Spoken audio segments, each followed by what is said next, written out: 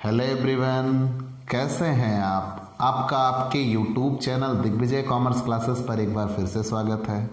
हम आपके लिए अपने इस YouTube channel Digvijay commerce classes पर डॉक्टर राम मनोहर लोहिया अवध विश्वविद्यालय फैजाबाद के बीकॉम पार्ट 2 के कंपलसरी सब्जेक्ट बिजनेस स्टैटिक्स का बैक पेपर 2020 का सॉल्व पेपर आपके लिए लेके आ रहे हैं। जस्ट आज के आज ये एग्ज़ाम हुआ है और उस एग्ज़ाम का सलूशन हम आपके लिए लेके आ रहे हैं। अगर आपने ये पेपर दिया है तो आपको इसका सॉल्व मिलेगा, और अगर आप बीकॉम पार्ट 2 के छात्र हैं और बिजनेस स्टैटिक्स की पढ़ाई कर रहे हैं तो आपको एक मॉडल पेपर कि पेपर ऐसे ही एग्ज़ाम में आएंगे और इसी तरीके से आपको पेपर सॉल्व करना होगा। तो आपका ये दोस्त दिग्विजय सिंह आज आपके साथ बिजनेस स्टैटिक्स का पेपर सॉल्व करने चल रहा है। तो हम जुट जाते हैं। आपको एक सबक और तैयारी करने की एक सीख लेकर हम लेके आ रहे हैं। आप विधिवत जुट जाइए, अपनी पढ़ाई को एकदम मजबूत बनाइए। भाई आप पढ़ाई क्यों करते हो? ज़्यादा से ज़्यादा नंबर पाना चाहते हो ना। ज़्यादा से ज़्यादा नंबर पाके आप खूब मेहनत कश इंसान दिखते हो, और सबसे बड़ी बात आप सफल होना चाहते हो। तो हाल फिलहाल आपकी सफलता अभी ज़्यादा अंक पाने की है। तो अब अगर आप ज़्यादा से ज़्यादा अंक पाना चाहते हो तो उसके लिए आपके पेपर सही होने चाहिए। खूब पढ़ लिया, लास्ट टाइम में आप चूक गए तो गड़बड़। तो आज आइए हम आपको पेपर सॉल्व करके दिखाते हैं। तो ये रहा पेपर। जस्ट 9 जनवरी 2021 को ये एग्ज़ाम हुआ। यहाँ 2020 लिखा हुआ चूँकि वो 2020 की परीक्षा है। तो 9 जनवरी 2021 को एग्ज़ाम हुआ। BCom part 2 examination 2020 commerce group C paper 5 business statistics. इस बैक पेपर के एग्ज़ाम का हम ग्रुप बी आपके लिए हल करने चल रहे हैं।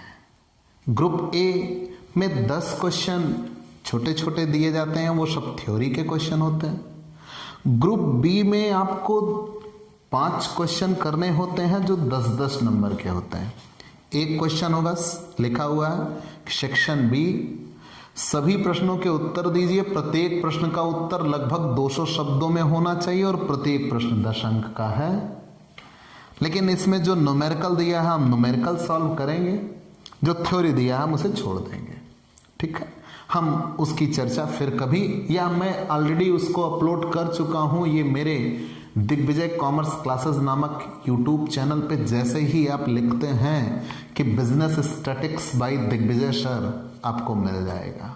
शुरू के जो 3 वीडियो हैं उसी में ये आपको मिल जाएगा, सारी थ्योरी जितनी आई हैं। तो चलिए हम आते हैं क्वेश्चन नंबर 2 पे, जो प्रैक्टिकल क्वेश्चन है और ये 10-10 नंबर के क्वेश्चन है। तो हम ये आपके लिए सॉल्व करके आपको देते हैं। ठीक है, क्वेश्चन नंबर 2। तो भाई चलिए, एक तरफ से हम सारे प्रैक्टिकल क्वेश्चन सॉल्व कर रहे हैं, सारे के सारे। बीच में एक क्वेश्चन ऐसा है भाई जिसमें लॉग टेबल की ज़रूरत है। तो जिसमें लॉग टेबल की ज़रूरत है हम उसे नहीं सॉल्व करेंगे, बाकी सारे हम सॉल्व कर देंगे। लॉग टेबल का मैं फॉर्मूला बता दूंगा, चूंकि right now I have no log table, कि मेरे पास लॉग टेबल नहीं है तो मैं उसे नहीं सॉल्व करूंगा। बाकी सारे क्वेश्चन मैं आपके लिए सॉल्व कर दूंगा, और शायद एग्जाम में भी आपको लॉग टेबल नहीं मिली होगी तो आप उसे सॉल्व नहीं कर पाए होंगे। तो आइए क्वेश्चन नंबर 2। तो क्वेश्चन नंबर 2 आया था कि 10 छात्रों के किसी परीक्षा में प्राप्तांक निम्न प्रकार है। लघुरीत से माध्य की गणना कीजिए। रोल नंबर दिया हुआ है, रोल नंबर, और रोल नंबर दिया हुआ है 1 2 3 4 5 6 7 8 9 10, और उसके बाद मार्क्स दिया हुआ है 43 48 65 57 31 60 37 48 78 और 59। भाई हम यहाँ लिख लेते हैं रोल नंबर 1 2 3 4 5 6 7 8 9 और 10। और अब ये रहा मार्क्स, यक्स 43, 48, 65, 57, 31, 60, 37, 48, 78 और 59। और लघु रीत से समांतर माध्य निकालने के लिए कहा है। तो बच्चों पहली चीज तो यह है कि हमें रोल नंबर से कोई मतलब नहीं होता। मैंने बार बार आपको बताया कि रोल नंबर और सीरियल नंबर से मैं कोई आप नहीं काटिएगा, कोई लेना देना नहीं होता। तो ये श्रेणी कौन सी है? व्यक्तिगत श्रेणी है जिसमें केवल पद हैं। जब जिसमें केवल पद हैं तो अगर हमें श्रेणी पहचाननी थी तो ये व्यक्तिगत श्रेणी है, इंडिविजुअल सीरीज, व्यक्तिगत श्रेणी। अब अगर ये केवल व्यक्तिगत श्रेणी है तो व्यक्तिगत श्रेणी में हमें समांतर माध्य निकालना है और वो भी लघु रीत से निकालना है। तो लघु रीत से निकालने के लिए x बार बराबर a plus sigma dx upon n।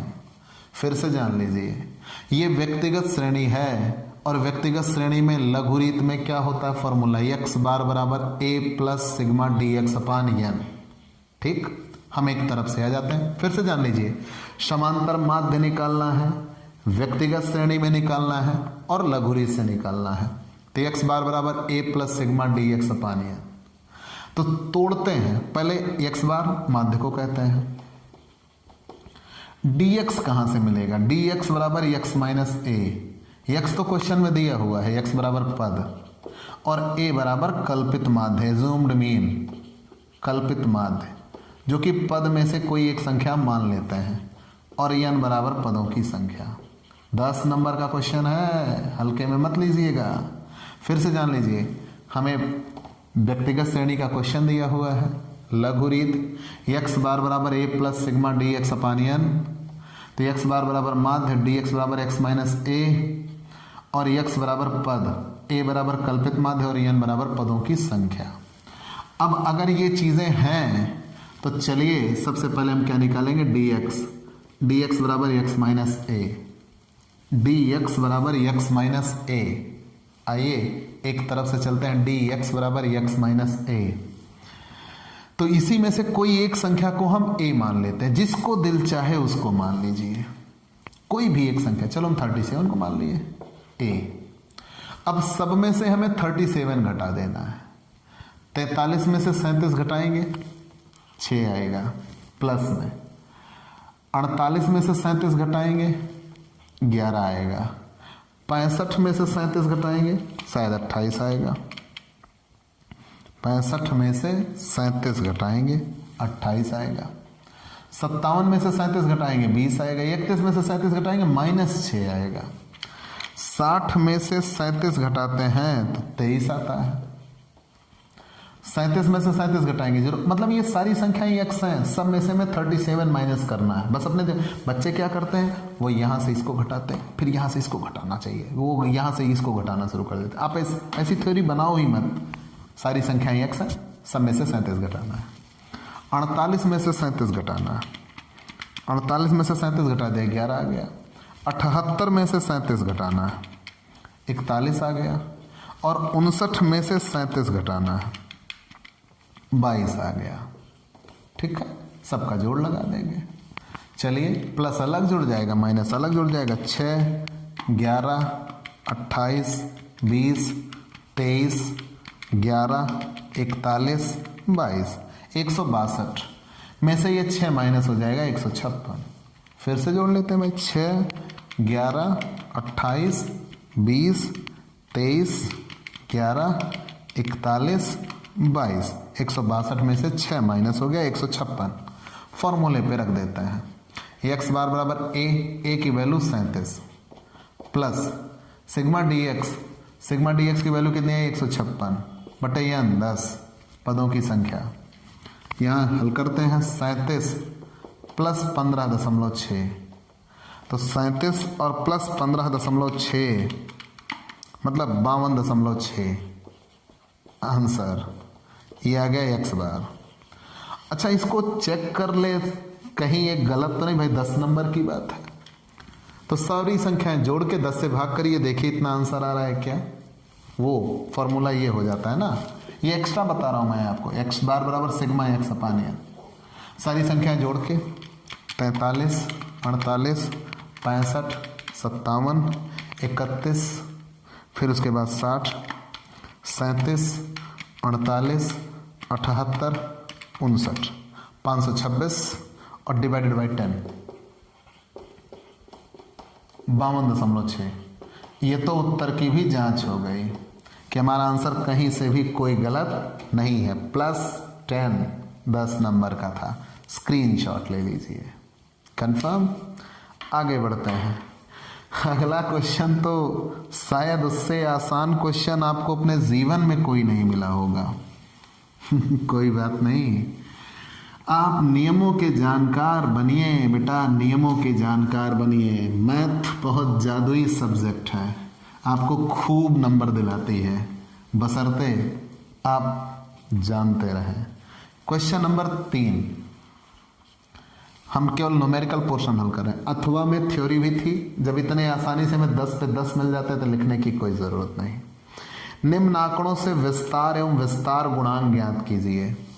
Size मतलब क्लास इंटरवल 0 से 10, 10 से 20, 20 से 30, 30 से 40, 40 से 50।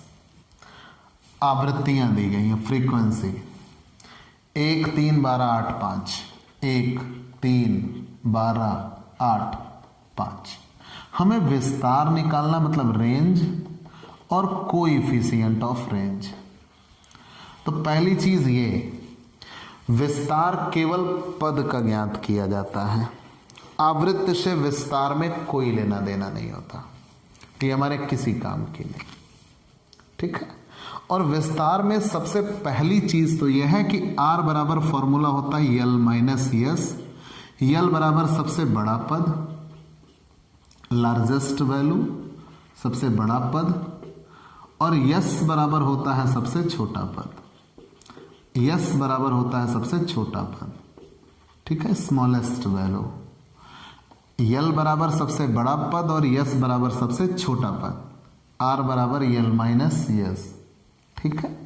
आर बराबर यल माइनस यस, यल बराबर सबसे बड़ा पद, यस बराबर सबसे छोटा पद, और आर बराबर क्या होता है, रेंज।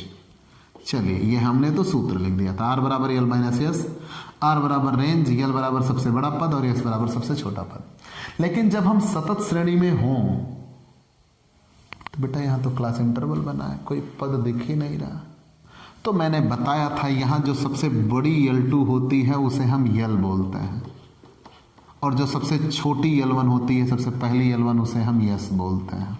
फॉर्मूले में रख देंगे आर बराबर यल, मतलब लार्जेस्ट L2, सबसे बड़ी L2 50 और सबसे छोटा L1 0, तो आर बराबर 50 answer.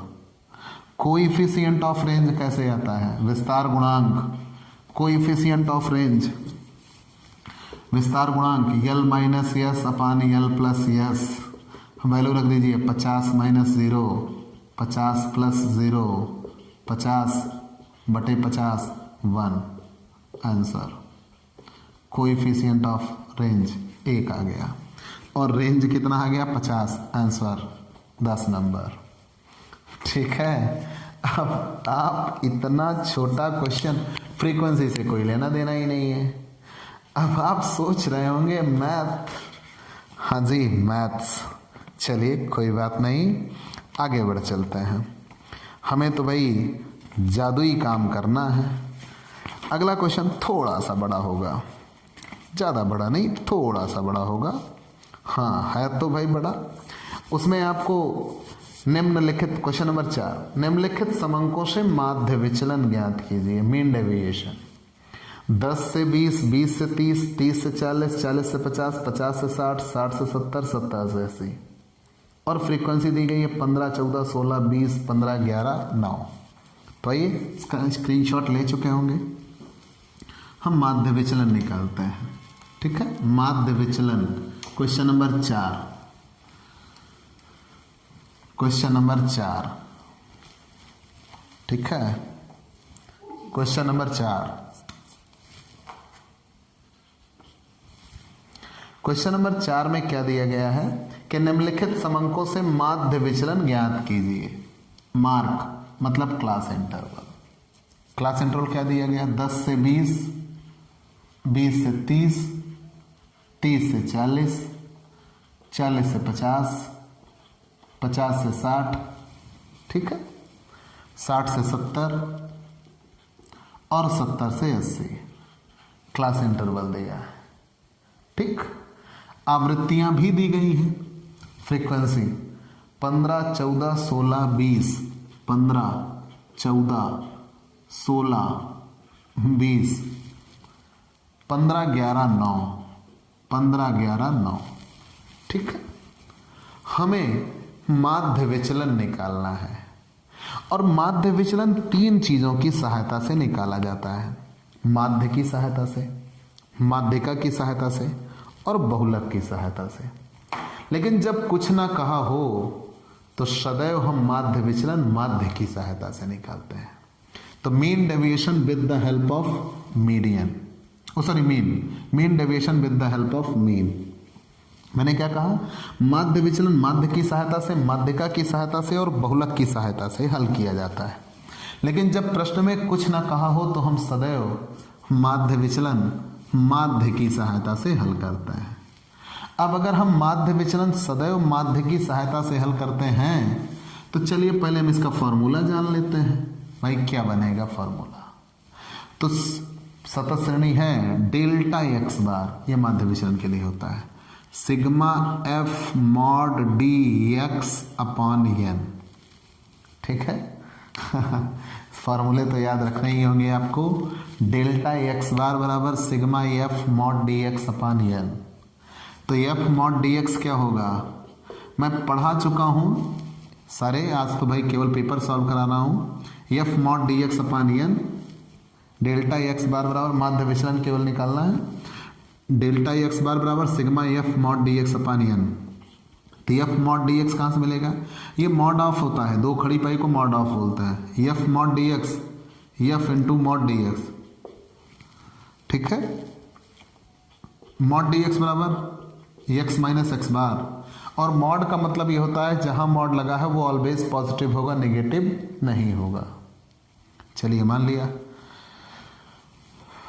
Mod D X X minus X bar. X bar बराबर क्या आएगा? Sigma F X upon N. F X कहाँ से आएगा? F into X. और एक्स बराबर क्या होगा? एक्स बराबर एम बी, और एम बी बराबर L one plus L two upon two. ठीक है, और एन बराबर टोटल ऑफ फ्रीक्वेंसी।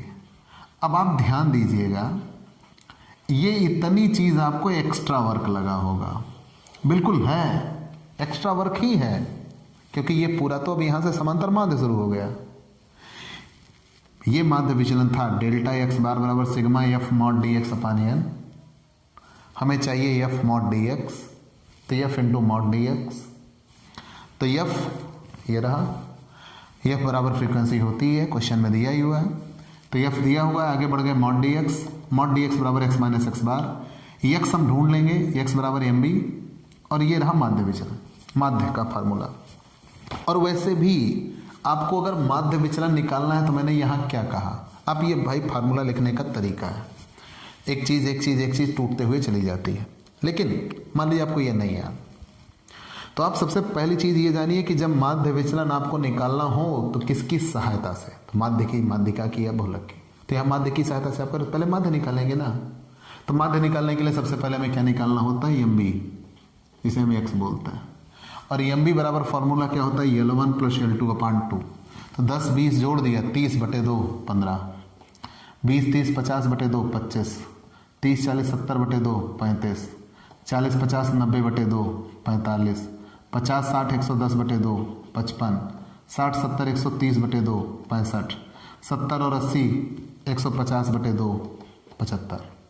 कन्फर्म? अब अगर ये इतना मिल चुका है तो दोनों का गुणा कर लेते हैं। एफ एक्स, भाई एम बी मिल गया, जिसे हम एक्स भी कहते हैं, एफ एक्स, दोनों का गुणा 15 और 15 का गुणा 225। ठीक है ना, 15 और 15 का गुणा 225, 14 और 25 का गुणा 350, 35 और 16 का गुणा 560, 20 और 45 का गुणा 900, 55 और 15 का गुणा 825, 65 और 11 का गुणा 715, 75 और 9 का गुणा 675। ठीक, अब हम सबका जोड़ लगा लेते हैं। 225, 350, 560, 900, 825, 715 और 675, 4250। भाई हम फिर से जोड़ लेते हैं। 225 प्लस 350 प्लस 560 प्लस 900, 825 और 715, 675। भाई पेपर में कैलकुलेटर अलाउड है तो आप बिल्कुल कैलकुलेटर का इस्तेमाल करिए। x बार बराबर सिग्मा एफ एक्स अपान एन, समांतर माध्यम निकाल रहे हैं। सिग्मा एफ एक्स आ गया 4250 और बटे एन आवृत्तियों का योग। 15, 14, 29, 6, 35, 35, 10, 45, 20, 65, 15, 80, 11, 91, 900। ठीक है, फिर से जोड़ लेते हैं। 15, 14, 29, 29, 6, 35, 10, 45, 20, 65, 65, 15, 80, 80, 10, 90, 91, 900। अगर यहाँ पे 100 है तो ये आ जाएगा 42.5। ठीक, 4250 भागे 100 मतलब 42.5 आ गया x बार। अब हमें x बार तक तो मिल चुका, मतलब हम इतना अब सॉल्व कर चुके हैं। अब हमें चाहिए मॉड dx। अब आइए माध्य विचलन निकालना था माध्य की सहायता से, तो माध्य निकल गया। आप इसका स्क्रीनशॉट ले सकते हो। अब अगर आप इसका स्क्रीनशॉट ले चुके हैं तो हम इसे मिटा देते हैं, हमें अब इसकी कोई ज़रूरत नहीं है और मैंने फॉर्मूला भी तोड़ दिया है। तो चलिए हम इतना मिटा लेते हैं। भाई हमने माध्य निकाल लिया। अब हम जब माध्य निकाल चुके हैं तो हमें अब मॉड dx चाहिए। मॉड dx, और मॉड dx बराबर फॉर्मूला क्या है, x माइनस एक्स बार। तो ये रहा x मिड वैल्यू और ये रहा x बार। और मॉड लगा हुआ है तो मॉड का मतलब क्या होता है कि हमेशा प्लस में ही लिखा जाएगा, माइनस में नहीं लिखा जाएगा। तो सब में से हमें 42.5 घटाना है। तो 15 में से 42.5 घटा दिया तो आ जाएगा 27.5। फिर 25 में से 42.5 घटा दिया आ जाएगा 17.5। 35 में से 42.5 घटा दिया आ जाएगा 7.5। फिर हम आते हैं 45 में से 42.5 घटाते हैं आ जाएगा 2.5। 55 में से 42.5 घटाते हैं तो 12.5। 65 में से 42.5 घटाते हैं 22.5 और 75 में से 42.5 घटाते हैं 32.5। और सब प्लस में ही लिखेंगे क्योंकि मॉड लगा हुआ है। ठीक, तो यहां हमने क्या निकाल लिया, x में से x बार घटा दिया, लेकिन चूंकि मॉड लगा हुआ है इसलिए प्लस में ही लिखा जाएगा, माइनस में नहीं लिखा जाता। 15 में से 42.5 घटा दिया, 25 में से 42.5, 35 में से 42.5, 45 में से 42.5, 55 में से 42.5, 65 में से 42.5 और 75 में से 42.5। अब चलिए मॉड dx आ गया तो f मॉड dx, f का मॉड dx से गुणा कर देते हैं। ये रहा f और ये रहा मॉड dx। तो 27.5 का गुणा 15 से, 27.5 का गुणा 15 से 412.5। 17.5 का गुणा 14 से, 17.5 का गुणा 14 से 245। 7.5 का गुणा 16 से 120। 2.5 का गुणा 20 से 50। 12.5 का गुणा 15 से 187.5। 22.5 का गुणा 11 से 247.5 और 32.5 का गुणा 9 से 292.5। ठीक, अब सबका हम जोड़ लगा देते हैं f मॉड dx का। चलिए एक तरफ से जोड़ लगा लेते हैं। 412.5 प्लस 245 प्लस 120 50 187.5 प्लस 247.5 प्लस 292.5 1555। भाई हम फिर से एक बार जोड़ लगा लेते हैं। 412.5 245 120 50 187.5 247.5 और 292.5 1555। यहाँ फॉर्मूले में रख देते हैं। Sigma f mod D x 1555 भागे एन 100 और एन बराबर तो टोटल ऑफ फ्रीक्वेंसी है ही 15.55। आंसर आ गया। ठीक है, माध्य विचलन सॉल्व। 10 number clear. आगे बढ़ते हैं और थ्योरी के क्वेश्चन दिए हैं। प्राथमिक समंक द्वितीयक समंक पढ़ा चुका हूँ, वीडियो में मिल जाएगा। उन्हीं 3 वीडियो में शुरू में जैसे ही आप लिखेगा business statistics by Digvijay sir YouTube पे, पहला 3 वीडियो जो आएगा उसमें आपको पूरी थ्योरी मिल जाएगी जो आपके इस क्वेश्चन में आई हुई है। कंफर्म। चलिए, तो निम्न आंकड़ों से छठवां दशमक निकालना है। एक क्वेश्चन आया था, 5वां क्वेश्चन। चलिए निकालते हैं भाई। छठवां दशमक, जितनी चीजें दी गई हैं सब निकालेंगे भाई, कुछ छोड़ना नहीं है हमें।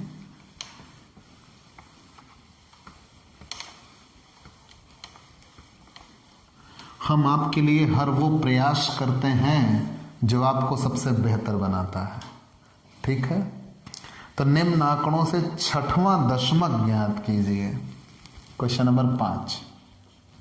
क्वेश्चन नंबर 5 में दिया है निम्न आंकड़ों से छठवां दशमक ज्ञात कीजिए। और क्वेश्चन कैसा दिया है? 0 से 3, 3 से 6, 6 से 12, 12 से 20, 20 से 40 और आवृत्तियां दी गई हैं 5, 11, 26, 21, 7। तो निम्न आंकड़ों से छठवां दशमक ज्ञात कीजिए। क्लास इंटरवल 0 से 3, 3 से 6, 6 से 12, 12 से 20 और 20 से 40। आवृत्तियां दी गई हैं 5, 11, 26, 21 और 7। अब अगर इतना दिया हुआ है तो निम्न आंकड़ों से छठवां दशमक ज्ञात कीजिए। ठीक है, निम्न आंकड़ों से छठवां दशमक ज्ञात करना है। तो सबसे पहली चीज तो हमें यह देखना है श्रेणी कौन सी होती है। माध्यिका, चतुर्थक, दशमक, शतमक सब एक जैसे लगता है। तो सबसे पहले हमें यह देखना है कि श्रेणी कौन सी है। सतत श्रेणी है। अब अगर ये सतत श्रेणी है तो सभी वर्गांतराल अपवर्जी क्रम में होने चाहिए और सभी वर्गांतराल अपवर्जी क्रम में हैं। चलिए एक बात और बढ़िया हो गई कि सभी वर्गांतराल अपवर्जी क्रम में होने चाहिए। तो सभी वर्गांतराल अपवर्जी क्रम में है तो एक प्रॉब्लम तो और सॉल्व हो गई। अब अगर सभी वर्गांतराल अपवर्जी क्रम में हैं, ध्यान देना, class interval frequency, class interval frequency अगर ये 2 चीजें हमें मिल गई, 0 से 3, 3 से 6, 6 से 12, 12 से 20, 20 से 40, सभी वर्गांतराल अपवर्जी क्रम में है। मतलब जहां से पहला चलना छोड़े दूसरा वहीं चलना शुरू कर दे। अपवर्जी है, बराबर नहीं देखते, बराबर सिर्फ फॉलोअप में देखता है। ठीक है, तो अब हम संचयी बारंबारता ज्ञात करते हैं। 5, 5 में 11 जोड़ देंगे 16, 16 में 26 जोड़ देंगे 42, 42 में 21 जोड़ देंगे 63 और 7 जोड़ देंगे 70। मतलब n बराबर 70 है। फिर से 5 में 11 जोड़ दिया 16, में 26 जोड़ दिया 42, में 21 जोड़ दिया 63, में 7 जोड़ दिया 70। अब अगर इतना आ चुका है तो छठवां दशमक, तो छठवें दशमक को D6 बोलते हैं। दशमक को D बोलते हैं और छठवां मतलब D6। तो D6 बराबर यहाँ सूत्र होगा L1 plus L2 minus L1 upon F small D6 minus C। हमें इस L1 को पाने के लिए स्मॉल D6 निकालना होगा और D6 बराबर होगा 6n/10, 6n/10 और n कितना है 70/10। ठीक है, ये छठवां दशमक निकालने का सूत्र है। मैं बार बार आपको बता चुका हूँ, L1 plus L2 minus L1 अपान F small D6 minus C। इस L1 को पाने के लिए क्या पाना होगा D6 और D6 बराबर 6n/10। जब 10 लिखा है मतलब ये 10 बराबर भागों में बांटेगा। अगर 100 लिखा होगा तो 100 बराबर भागों में बांटेगा। 4 लिखा होगा तो 4 बराबर भागों में बांटेगा। तो 6n/10 n का मान कितना है 70, 10, ये कितना आएगा 7, और 7 में 6 से गुणा करेंगे कितना आएगा 42। तो देखिएगा 42 किस CF में आ रहा है, 42 में ये रहा दशमक वर्ग। अब अगर ये है तो ये L1, ये L2, ये F और ऊपर वाली C लेते हैं। तो चलिए L1 की वैल्यू रख देते हैं 6 प्लस L2 की वैल्यू 12 माइनस L1 की वैल्यू 6 अपन F 26, D6 की वैल्यू 42 और माइनस C 16। तो 6 प्लस 12 में से 6 जाएगा 6, 26, 42 में से 16 जाएगा, 42 में से 16 घटाए देंगे 26। तो ये 26 से 26 कट गया, 1 आएगा, 1 और 6 का गुणा होगा 6 प्लस 6 बराबर 12। आंसर D6 बराबर कितना आ गया 12, छठवां दशमक। ठीक है, छठवां दशमक। आखिरी क्वेश्चन, एक क्वेश्चन गुणोत्तर माध्य का है, चूंकि हमारे पास लॉग टेबल नहीं है तो सॉरी हम लॉग टेबल नहीं है इसलिए नहीं लगा रहे। हाँ, हम फॉर्मूला आपको बता देंगे, कोई दिक्कत नहीं है। आप स्क्रीनशॉट ले लीजिए 10 नंबर।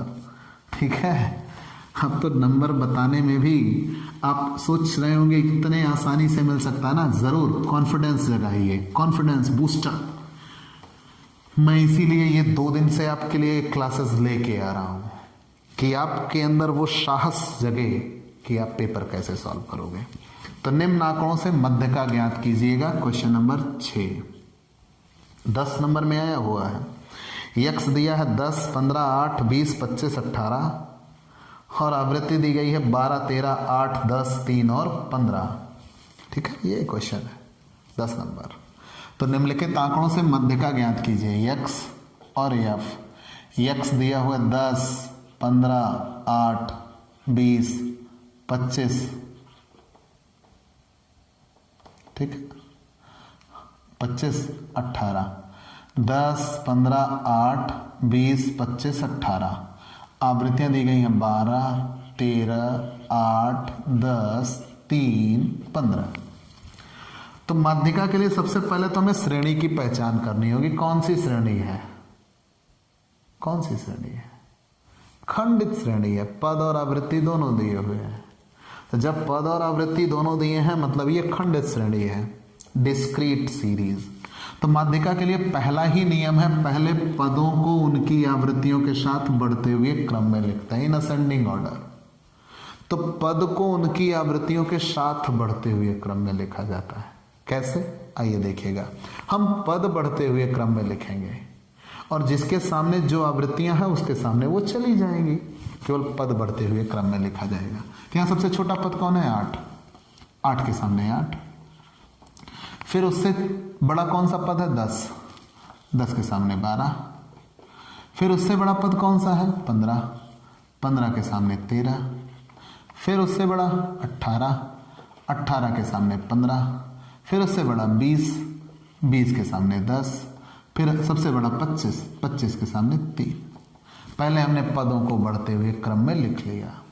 फिर हम संचयी बारंबारता ज्ञात करते हैं, CF। 8, 8 में 12 जोड़ दिया 20, 20 में 13 जोड़ दिया 33, में 15 जोड़ दिया 48, 10 जोड़ दिया 58 और 3 जोड़ दिया 61। कंफर्म? 8, 8 में 12 जोड़ दिया 20, 20 में 13 जोड़ दिया 33, 15, 48, 10, 58, 3, 61। अब अगर इतना आ चुका तो माध्यिका के लिए सूत्र होगा, माध्यिका के लिए सूत्र होगा m बराबर n+1/2 वहां पद और n बराबर आवृत्तियों का योग, खंडित श्रेणी, n बराबर आवृत्तियों का योग। अब अगर इतना है तो 61 + 1/2 वहां पद, मतलब 62/2 वहां पद। तो 62/2 31वां पद। तो हम देखेंगे 31वां पद किस CF में आ रहा है? 33 में। तो लिखेंगे चूंकि 31वां पद CF 33 में आता है, CF 33 में आता है, अतः चूंकि 31वां पद CF 33 में आता है, अतः उसके सामने का पद, उसके सामने का पद 15 माध्यिका होगी। ठीक, बस आंसर m बराबर 15, मतलब जो CF में आए उसके सामने वाला पद ही माध्यिका होगा। सॉल्व। केवल एक इसी के अथवा में था भाई, दो में से तो कोई एक ही करना था। क्वेश्चन दिया हुआ है गुणोत्तर माध्य निकालना है, तो भाई सॉरी क्योंकि हमारे पास लॉग टेबल नहीं है। निम्न आंकड़ों से गुणोत्तर माध्य ज्ञात कीजिए। क्वेश्चन दिया है निम्न आंकड़ों से गुणोत्तर माध्य ज्ञात कीजिए। 6.5 ये रहा x, 6.5, 169, 11, 112.5, 14.2, 75.5, 35.5 और 215। ठीक है, तो यहाँ सबसे पहले हमें log x निकालना होगा, और log x के लिए हमें पहले करेक्टेसिस निकालना होता है। और करेक्टेसिस निकालने का नियम यह है कि जितने अंकों की संख्या होती है उसमें से एक कम कर देते हैं। तो ये एक अंक की संख्या है, 6 है। एक अंक की संख्या एक घटा दिया 0, ये 3 अंकों की संख्या है। एक घटा दिया तो 2 बचेगा। 2 अंकों की संख्या एक घटा दिया तो 1 बचेगा। 3 अंकों की संख्या एक घटा दिया तो 2 बचेगा। 2 अंकों की संख्या एक घटा दिया तो 1 बचेगा। 2 अंकों की संख्या एक घटा दिया 1 बचेगा। 2 अंकों की संख्या एक घटा दिया 1 बचेगा। 3 अंकों की संख्या है, एक घटा दिया 2 बचेगा। दशमलव, हमें ये देखना था कितने अंकों की संख्या, दशमलव के पहले लिए जाए 215, केवल 3 ही अंक तो हुए, 215। यहाँ 35.5 है ना, दशमलव तो खत्म हो गया, 35 रुपए ही तो पड़े जाएंगे 2 अंक।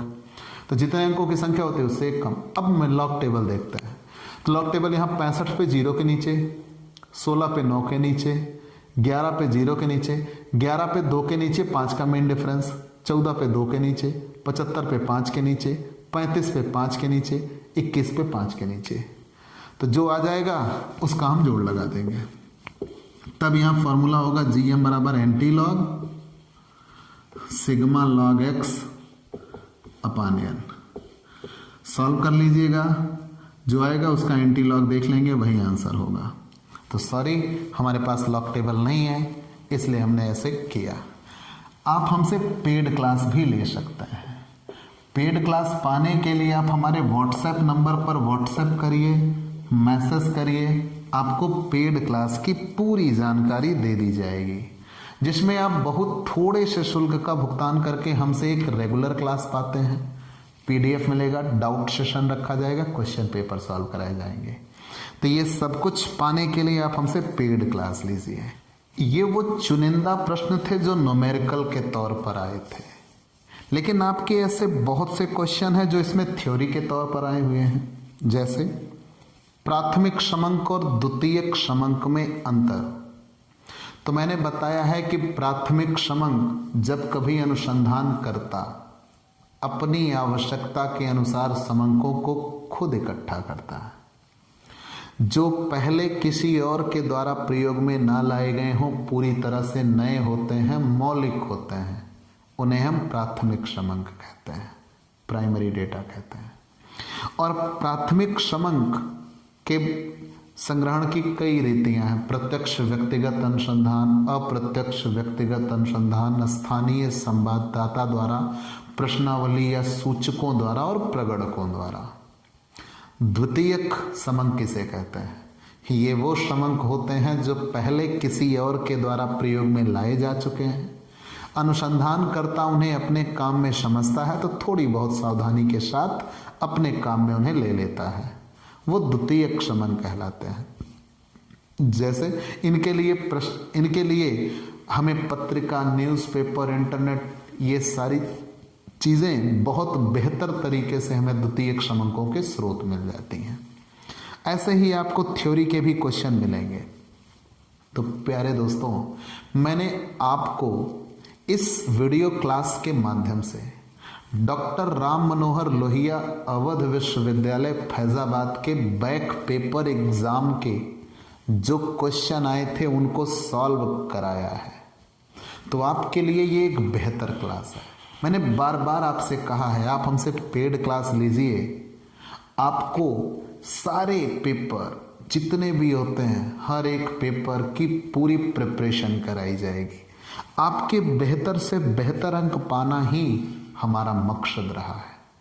इसी बात को ध्यान में रखकर हमने ये क्लासेस आपके लिए तैयार की हैं और आपने बेहतर तरीके से ये जाना तो स्टैट्स के लिए अपने इस दोस्त की सलाह, सबसे पहले आप सारे फॉर्मूले तैयार करिए।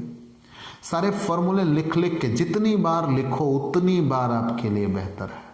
फॉर्मूले जब तैयार हो जाए फिर उनको अप्लाई कैसे करते हैं वो हमारी वीडियो क्लास के माध्यम से आप देखिए। और मैंने ये 195 मतलब 5 क्वेश्चन इसके थे, मैंने पूरे 50 नंबर इसके सॉल्व किए। और कल की क्लास में आपने देखा है कि आपको पूरे क्लासेस मिले हुई हैं 15 नंबर के 4 क्वेश्चन, 60 नंबर उसके 110 नंबर मैं सॉल्व कर चुका हूँ। बाकी थ्योरी दिया हुआ है, तो भाई थ्योरी तो आप जानते ही हैं, आपने पहचाना ही है। तो मैंने ये सारे न्यूमेरिकल और प्लस ये 10 नंबर और भी था, 120 नंबर मैंने सॉल्व किया। अब आपको एक तरफ से पूरे पेपर का, अब देखिए फिशर का आदर्श निर्देशांक क्या है, तो इसका तो मैं न्यूमेरिकल सॉल्व कर चुका था, ये 2 नंबर में आया हुआ है। तो फिशर का आदर्श निर्देशांक क्या है, तो फिशर का आदर्श निर्देशांक आप सूत्र जानते हो ना कि P01 बराबर under root sigma sigma P1Q0 into sigma P1Q1 upon sigma P0Q0 into sigma P0Q1 into 100। खत्म, 2 नंबर।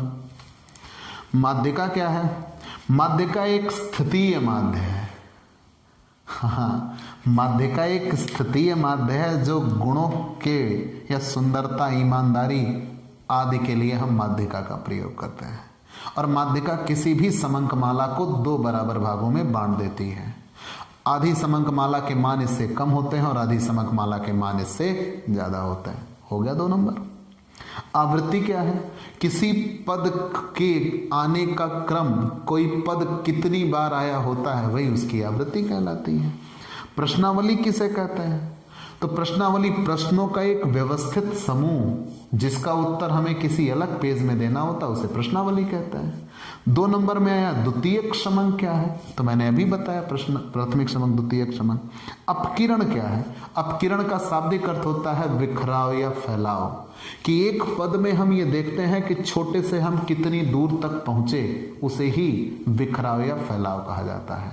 तो अपकिरण का शाब्दिक अर्थ ही क्या होता है, बिखराव या फैलाव। सांख्यिकीय औसत में आपको माध्य बताना होता है कि जनरली हमें यह देखना होता है सांख्यिकीय औसत में हम किसको निकालते हैं, माध्य को निकालते हैं कि कितना सबके पास होगा। तो जितना टोटल होता है उसमें कुल संख्या से हम क्या कर देते हैं, भाग कर देते हैं। तो ऐसे ही आपको ये क्वेश्चन मिल जाएंगे। प्राथमिक समंक भी 2 नंबर में आया है। तो प्यारे दोस्तों, आप पेपर सॉल्व करिए, बेहतर से बेहतर तरीके से हल करिए, नंबर अच्छे से अच्छे पाएंगे।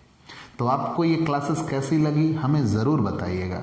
अपने दोस्तों को भी हमसे जोड़िए, उन्हें बताइए कि उनके लिए दिग्विजय कॉमर्स क्लासेस एक ऐसा प्लेटफॉर्म है जो उनकी पढ़ाई को सबसे बेहतर तरीके से सॉल्व कराता है।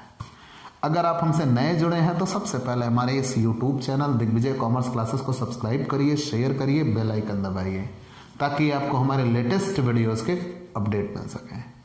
तो आज की क्लास में इतना ही, चलते हैं दोस्तों, बाय बाय दोस्तों।